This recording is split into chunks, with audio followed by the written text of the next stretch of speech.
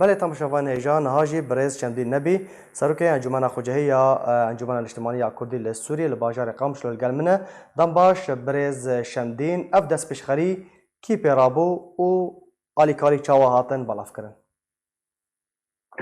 دشتك سلاب وريز جبوتا وقداري آس تي في من تخشي بأريكاري وقتدا فياكرن أنا دنوشا خودا كومالا كردن ألمانيا أباجاري ليفركوزن مجموعة كورتن سربخونا نقري داينة آلية سياسي وبلكي هناك آلية سياسي نابعد هنا أو آلية سياسي جي بهتر نزيكي بارتیا دموکراتیک کردستان سوریا وکی دی ترکیه کسی حزبینین و نبنا بیت احزاب و کسای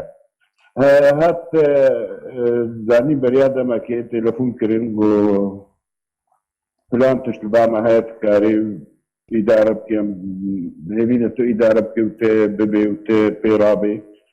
میجی خودی دیگر براستی وقت أريكار مو مشكلة إني كون بشين بالكيام كارب الشارك يجير ببينام بجينا بابنا برد في أصلا جاي قوتي لدرباس تبن. بله. بريا تسيرو جهانا مع بريا تشارو عفوا جهانا مع برا فيش خابوري وج فيش خابوري درباسي عليه سمار كابر وطبعا حموجي بالجمرك وبفرا درباس ويا تشكي بلاشي تنج بقوم بسورة تبن. حتى هاي جم القامش له من استلام كرنا وما برنا باجاري حسكي وقت داخيا كرن مدرسة دحام بوزو مدرسة مازن حسين مدرسة عبد الله القادري مدرسة أحمد خلف عدد عوائل المدارس نوك هبونش بربيك يجيكي ما تقولي عدد وزع مثلا مدرسة دحام بوزو 28 عائلة هبون مثلا ما 20 كرتون دانوانا مدرسة شهيد أحمد خلف بنجي عائلة بو مثلا ما سو 6 كرتون دانوانا كي مدرسة عبد الله القادري ما 6 كرتون دانوانا كي مدرسة مازن حسين ما سو 8 كرتون دانوانا كي أبيرنجي موازان دانا خدكن بنابر بخوم بدستي خدانوا يعني مناش كلجي تشكي بكي تيدا يعني برز شندين آلیکاری بتنه جلوبرگ بون یان خوارن پیدوین زفصانی جهبون آلیکاری تنه جلوبرگ بون و لیستکین زاروکا بون و جلی زستانی کامل لی او جلی هانه تدید بکی نه نوبن ل جصبي نوت جنوب حتى دهشة ننوب باشا بله جير بعربي بألبسة أوروبية تشكي فيكي باقشتي يعني أبناء بجنخب أولا بله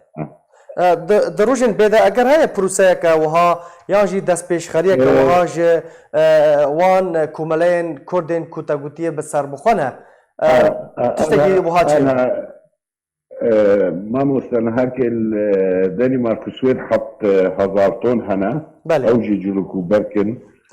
تواصلها مع بهبرة هيا اللي بيجا مشكلة اصلا جايج مدد كمش آلية هي باص يعني بيجا حتى ما درباسكر وما وزع عندنا اما مدرسة او مدرسة عبد الله قادري زي بيجم او مدرسة عبد الله قادري منظمة اختيدة منظمة السلام للمجتمع المدني بله. أو ددوي مكوني عربي تدنا يعني تعامل بوارنا به لا إنسان يعني أصطنجايات شدخن مضايقات يعني تشكي عجب ما بيجي سدمتنا برز شندين هاي فاصور دما كوريجريان شدك ما بيجي سدمتنا لا أبناء نتابع هاي باصورة منظمات باشقية منظمات مجتمع مدني نتابع هاي باصورة هاي باصور مسؤولية مكتبة علاقاتها كمال درباس هات براستين موقف دا يعني مروج بو مجاودات أجيب سوارانكي أو هاي باصور أو كورتاني هات شيء واشتر بيجم إنه والله أبناء شند في عمزانبن بس مسألات وزي وانا تدخل نكرن ويتشو وقتا بي مدرسة عبد الله القادري استنقاي تشكرن ويتشو براسي أوجي حل كر يعني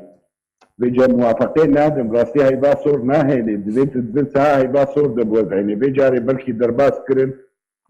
نتيجة تدخلات أو جبر وجم ريزان مثلا جم إيدي أما أكون ناهيني أم خوازن براسي جي أم بي هاي باصور بقنا حلا كده أم كاربن بايدي جي كبين الدرباس كن بوزعيني أم جالية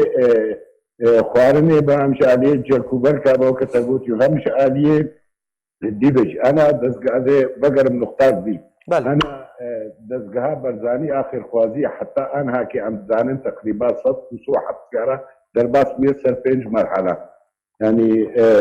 تقريبا بمليار كي كنت عفوا بمليون دولار كنت ثاني درباس هناك كي استلامتك هيبقى سوري كردي برستلامتك رغم رجاية كم ودرباس كرنا ببضاعته از تکلیه دریا تکلیه مرا مبهره ما کردستان را مدرباس کردن از شما معبره اما هاي باصل ابدا شينا بكل درباس بيج انا كسي وغيري انا كسي ام بقب وزين حتى كاك موسى الويدرس حبالي خوا بوارشياندنا بكي دور پازده 21 امدامن دزگاه خیرخوازی آبزانی درباسی روجاوای کردستان بو روجاوای کردستان و اشراف سرتوزیع و جاری دینه مهاتن دبردجی که تزانه انو بوا گرانه بیشن به دزگاه برزانی دبه با خلکین باشور کردستان نه خلکی باشور کردستانشیان دزگاه برزانی آخر خوازی و زعندیا راستا او دزگاه یا حرما کردستان یا خلکی باشور کردستان بس یا دزگاه برزانی پیراده به او دست پشخری جویه بله برز شمدین داوین پرسیار تبخوا تا روشا دربداران جنیزیک و شوپاند تسردانا 4 دبستانا کر بگشتی روشا دربداران چاوایه کماسیا یعنی چه کماسی جوارا دوین بدوین زفستان هنه توننه چاوا دبارا جیانا خوا دابین دکن بخوده برا ما یکی ولاطی ویچویه و گویه پنابر همه تو به چجوره لازم کاری ساکا ملقیره درباس دبی یعنی خلکین سرکانیه خلکین گریس سپی یعنی اصلا گای نگل کی درباس بن تشتاق و پیوست ایرو براسیجی که پیوست به مازوت هیا پیوست به جکوبرکی زاروکا هیا بهتر زارو به خوندنی هیا خوندنا وان زاروکا کارب تشکیش خوندنا وار بکن منظمات اممی وک منظمت حماية الطفولة وانا كده كارب تشكي جبال زارو كارب في جاني قلنا وارا نبس زاروكا كدوسي هر مدرسات بلكي كارب بيجي بيجي شي زاروك تده يا حموتش لازمة اتشقى دزجاها خير خوازي ابرزاني بدشيني جيكي هي والقاصدي جي لازمة ليه في خوستن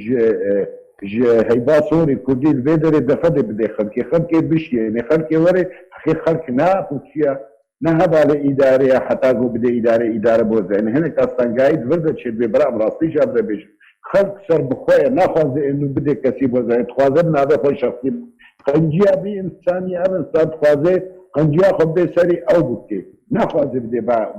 بالكسي دي كتقدر فتي بدنا خلقين أخذ كاربي أركانية بكي إخواتك مشتغل اشتغل ينما كيركاد يشتغلوا حتى هزارتون حاضرين جو ما مستكاربي ريش مربكة مدربات وقتاقو نهن نعمي بنا بردرش طبعا كامبا بردرش يجيب حوجة ليه كامبا بردرش دزقاه الورا دزقاه ناهن بتشتغل جواكين بكي معيل برهنا براسي يعني أنا كي خلق جبرتين حالي خدش الكامبي ناشنا بام دبريدي يعني انا ككابا دوميس باجارك انه براسي يعني بويا باجارك خانيه هناك بالدهورقه عفوا كرينو فوتل بعقود مكاتب عقاري تجاري تنفرط يعني بويا باجارك كابا دوميس تشتاقوا هريما كردستاني جبابنا بارد كي يعني براسي نجي نقاش دبردا اللي حموتش تاخذ براسي كامباك هاي اللي بدر كامباك خلقي سري كانيه الجنده كينابه توينا او كامبا كارثه يعني كارثه پیامات گهشت برز شمدین نبی سروک انجمن خوجهی انجمن الاجتماعی کردی لسوریه بهوینه کو آلین برپرس پیامات ببیسن گلکس پاش بو بشتر بوناته